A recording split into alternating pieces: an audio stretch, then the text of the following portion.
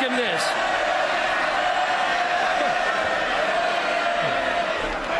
Mr. Robertson! Mr. Robertson! Calm yourself, man! The lion must get back in its den! The Prime Minister! Our hard-won credibility, which we wouldn't have if we listened to the muttering idiot sitting opposite me. I've always found the hurly-burly of Prime Minister's questions one of the best ways of finding out what a politician is really like. Without that noisy House of Commons chamber, would we know that the usually smooth and civil David Cameron has a slightly mean flashman streak? Or Ed Miliband can be a bit wooden and dithery under pressure? But as entertaining as journalists in the press gallery find PMQs, those sitting in the public gallery are rather less enthusiastic. They think there's too much party political point scoring, it's too aggressive and doesn't always deal with the important issues facing the country. I guess they didn't let women into the Bullingdon Club either, so there we go. The House of Commons Speaker John Bercow is naturally unsettled by this and is calling for decorum rather than decibels, scrutiny rather than screaming. Less of the male testosterone-fuelled public school twittishness, though not quite a call for Trappist monks. Personally, I think that any move to make the Commons more like a monastery and less passionate would be doing the public a disservice.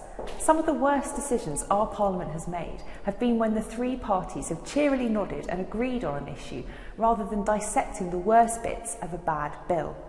The one thing worse than a passionate democracy would be a consensual, deferential one.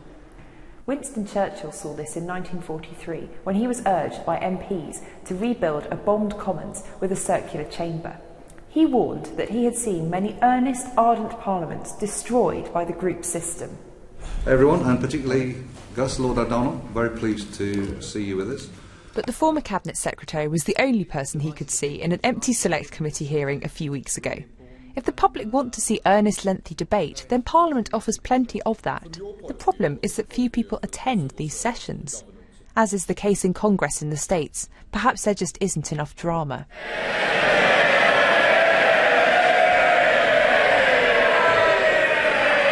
Ed Miliband did try to tone things down at the start of this year, but his new consensual approach fell flat with his MPs looking far too sombre.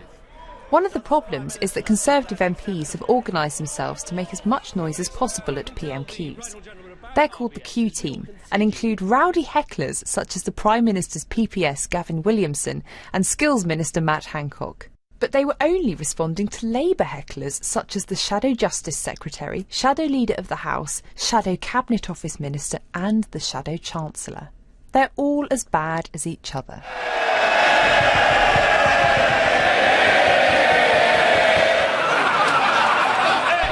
But while PMQs is as much about stoking tribal enthusiasm as these masks at the Horniman Museum, MPs could definitely do better to make this a truly impressive performance.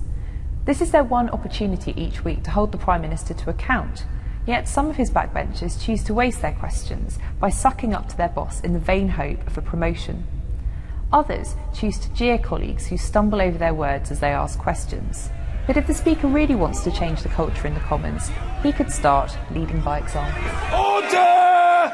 You really are a very overexcitable individual. You need to write out 1,000 times, "I will behave myself" at Prime Minister's questions. The Prime Minister.